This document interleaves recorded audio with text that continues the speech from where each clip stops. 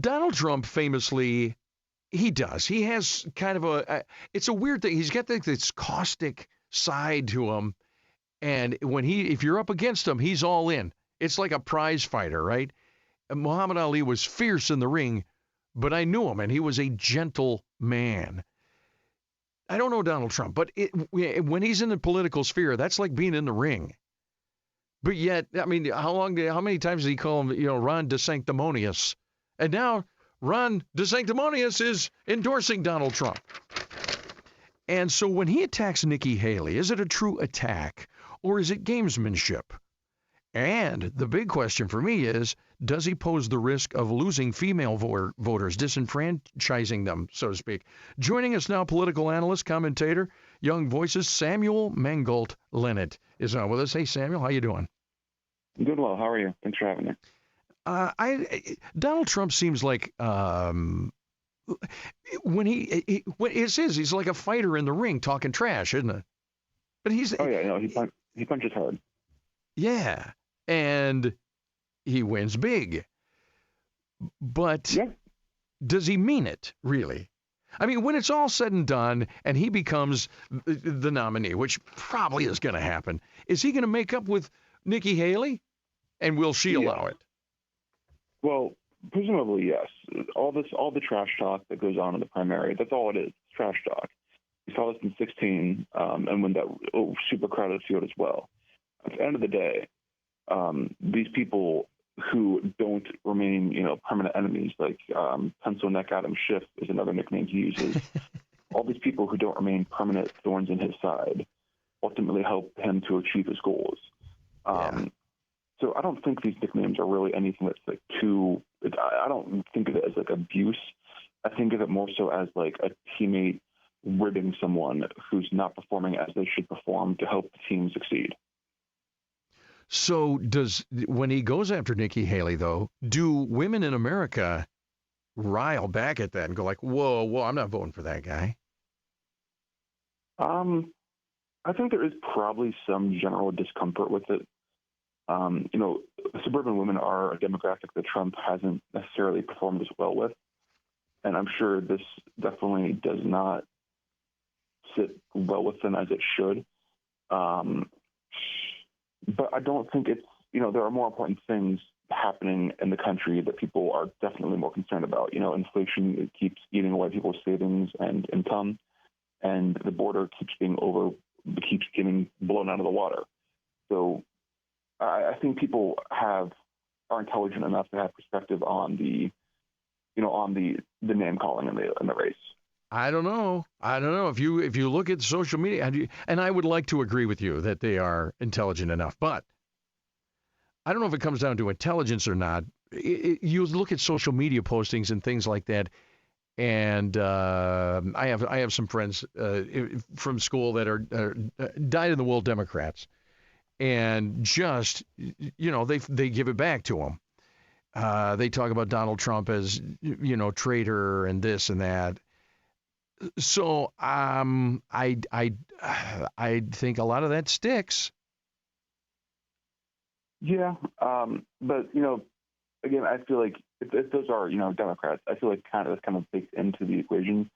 We're kind of at a point, unfortunately, in America where it's going to be basically split down the center in perpetuity unless there's some major political realignment where one camp will never budge, will always have their assumptions baked in, and the other camp will as well. So I would take that with a pretty hefty grain of salt. Do you think there are any people, or very many, who have not made up their mind already? I'm sure there's probably like 6 or 7 of them out there.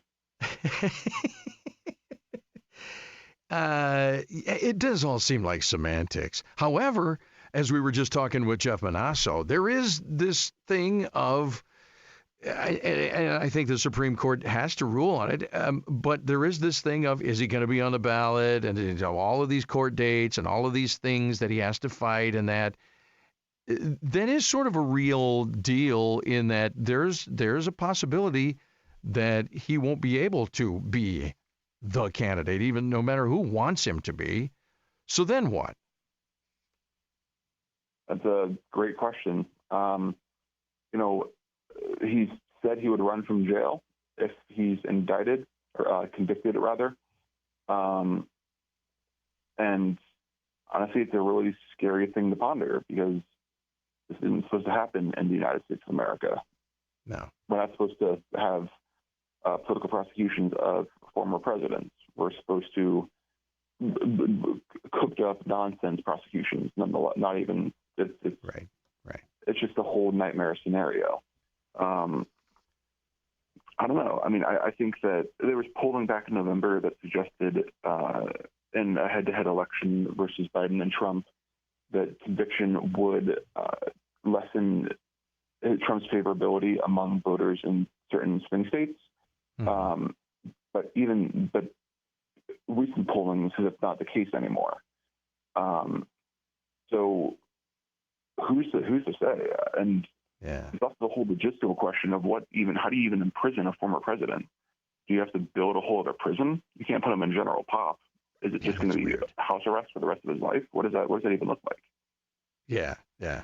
We're talking with Samuel Mangold-Lenett, political analyst, commentator with Young Voices, and we are uncharted territory. And unfortunately, like you said before, this isn't who we are. This isn't America, but I think it is now. Now that we've broached this, now that this is this uncharted territory we're blazing this trail, and now it's a trail that's been blazed, and the weeds are cut down, and you use whatever analogy you want, and that path is going to be walked over and over again in years to come. And that's sad, but I think that's the way. By the way, just real quick to wrap it up, I don't know if you have this in front of you, Samuel, but how much of the vote last time around went to, can it break it down to women who voted for Republican and then Democrat? What I'm saying is, getting back to the Nikki Haley thing and disenfranchising himself with female voters, is this a risk of losing the female vote? Well, in 2020, President Biden won suburban women by 54%, so just over half. So, it is, a kind of a battle of the sexes in a certain sense. All right.